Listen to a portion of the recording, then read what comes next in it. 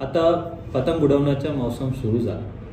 पतंग उडवण्याची जरी चांगला बाब असेल, परंतु त्याला वापर करणारे नायलॉन मांजामुळे दररोज कुठले तरी पक्षी, प्राणी आणि काही ठिकाणी तर माणसांचा गळा कापून मृत्युमुखी पडतात. जे पतंग उडवतात ते मौज मस्तीने उडवत असताना कदाचित तुमचेच नातेवाईक किंवा तुमचेच मित्राचा किंवा तुमचेच आप्तमित्रांचा लोकांची अशी दुर्दैवी घटना होऊ शकतात. यासाठी सन्मान्य न्यायालयाने सुद्धा कठोर कारवाई करण्याची सूचनाही दिलेली आहे.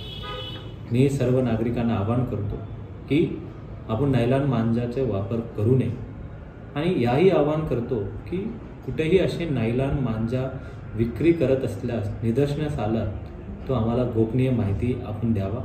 तुमचं नाव गोपनीय ठेवण्यात येतील आणि 100% त्यांच्या दुकानाच्या विरुद्ध एकदम धडक कारवाई करून त्या दुकान सील केलं जातील.